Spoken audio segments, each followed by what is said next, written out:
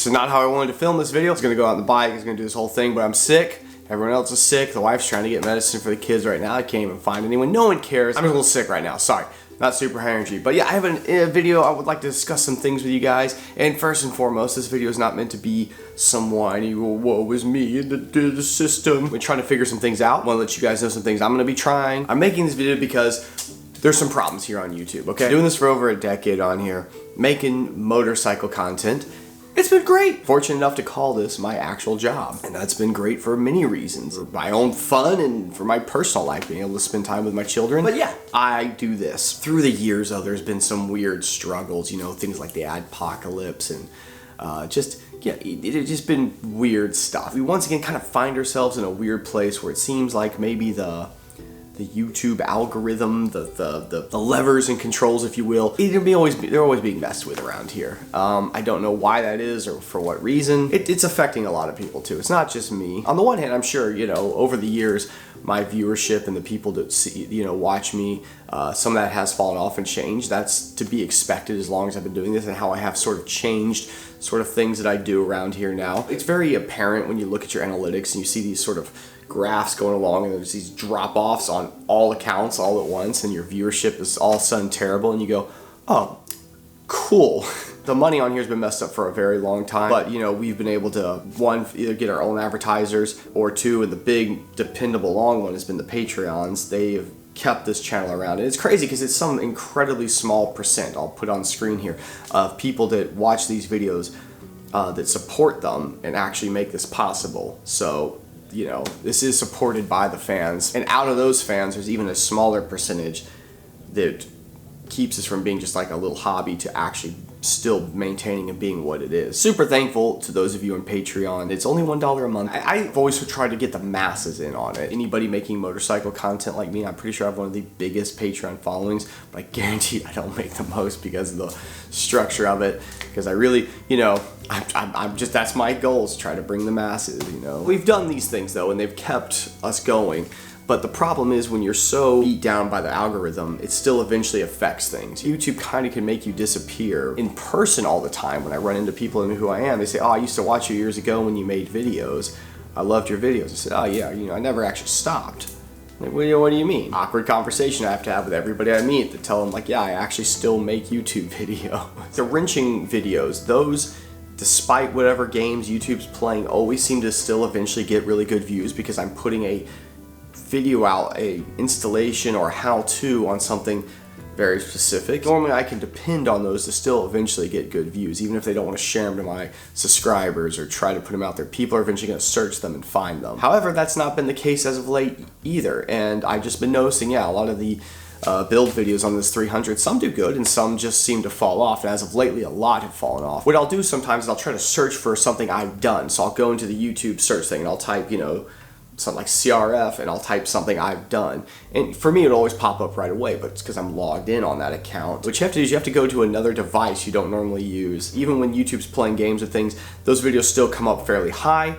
They're not anymore. It's insane. I searched, for instance, the other day I was searching CRF 300L, oversized fuel tank, IMS fuel tank, just numerous things like I don't think anyone else even has a video on this fuel tank, right? If I could find myself, it was multiple pages down. There were so many videos in front of mine. I think there's one or two videos outside of mine that have to even do with putting a different size fuel tank on this bike. Those come up right away. And then I'm just scrolling past numerous videos, some completely unrelated, random CRF 300L videos that people have uploaded. Not even seeing what any of my videos too, by the way. I have to scroll way down before I can find one. Also just searching CRF 300L on YouTube, you know, without being logged in on, you know, a different account, I have to go so deep to find a video of mine. Sorry, that's not, that's somebody playing with stuff there. When you see all the graphs drop and then you can't find yourself on basic searches for something you know you should show up on, it's like, yeah, that's some BS. Something's going on. It's not meant to be complaining, whatever. It's just this whole site, and you've probably seen it too, it's just not the way it used to be. I shouldn't even be that surprised because I regularly will search for things on YouTube and I find that even my search results have so little to do with what I searched for anymore. What's so annoying too is when you're trying to find some how-to and maybe the first video you clicked on isn't quite the right video, but in the related videos there was always the right one. You know, it's usually this top suggested video was the actual video you were looking for. It doesn't work that way. You click on a video now and then the side videos are completely unrelated. It's like, you know, one time you accidentally watched a video about a tiny house and YouTube to this day is like, oh, here, Jake, here's a bunch of stuff about tiny houses. I'm like, I don't care. The system's clearly broken. What can you do? And they say, oh, just keep pushing the Patreon and all this other stuff. But like I said, the problem is if they keep bearing you out, like Patreon, even though most of the people that come in there are very supportive and they stick around for a long time, there's still a bit of a in and out and influx and deflux every month, and as long as we keep staying on the growth, it's good. But when YouTube is just shutting you off from being seen, and that's your main way of getting out to people, it does make the Patreon start to suffer as well. So we are seeing that right now. Anyways, so what can we do? Well, I'm not gonna stop uploading to YouTube, but it is worth, I think, looking at some of the alternatives. Now, normally when you bring up YouTube alternatives, most people's reaction is, that's never gonna work, that's just a waste of time. I think it's just that people don't want to bother logging into a different website and giving a different one a shot is a lot of it. But yes, I get it. It's a huge uphill battle. I understand that. But I still think it's very lazy to just say, we're not trying. We gotta try, okay? But where do we go? Is it just gonna be the same crap show? Well, I don't know. I've been keeping my eye open for a long time for possibilities. A little while back, I was reached out to from a company called Rumble, and I went and checked them out. Now, my first reaction was, this is all right-wing politics stuff. I'm not trying to put my stuff on a political site, let alone one that seems to be all one direction. Why is that? Well, they had scheduled a meeting with me, so I brought that up to him. I said, what's going on with that? And basically what the guy told me is that Rumble is just meant to be a YouTube competitor, but they said they just don't want to play all the games, pull any strings, do whatever. They just want it to be fair, free speech kind of stuff on there. And so obviously what happens is look, let's be honest, YouTube has got a left-leaning side to things, as most of these tech companies do. What he said is that all those people from the right that came over those political channels just happened organically. It wasn't like they reached out to him and were like, get over here. It just happened because they had to have somewhere to go. So I basically asked him, well, what if someone came on there and made left political channel?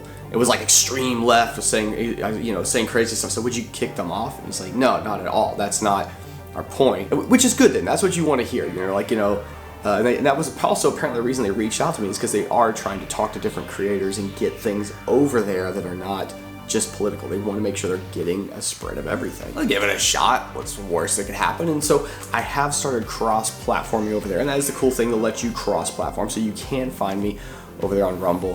I've tried searching around. There's not a lot of other motorcycle or much other content, but I could give it a shot. There's nothing that could come wrong from it.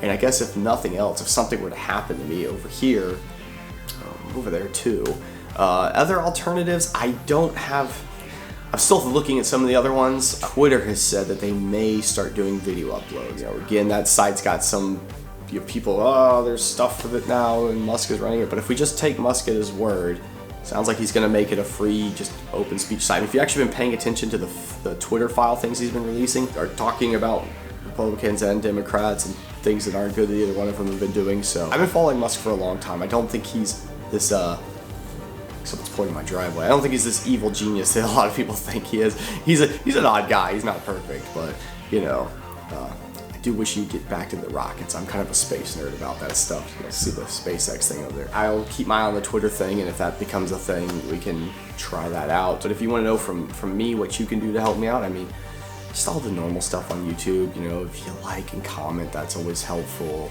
If you're not subscribed, subscribe. Consider following me on any of those other platforms. I'm also on Instagram and Facebook technically too, but those sites are they've had issues for years. It's kind of funny with all the Twitter stuff, like I said, coming out with Musk buying it. And that all this stuff that they're finding is the same stuff that's happening to all these other tech companies like YouTube. But even with Musk revealing it, is anything really going to happen? Follow me on the different things. Consider following me on one of these different websites.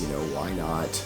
And if you really want to help out, obviously there's the Patreon. The Patreon is still the only reason hanging on, but we're seeing it kind of suffer right now. So, if that fails, then we're out of here. We gotta do something else in this world. Also, if you have any suggestions, what would you have me do? Maybe also suggest to some of the other creators out there that you follow that they maybe give them sites a shot if they're having troubles too. you know, we have to try. Do we just go down with a sinking ship and go, oh well, or do we throw some lifelines out there and see what happens? That's enough blabbing. I'm gonna go drink some more Gatorade because I still feel terrible. Thanks for watching.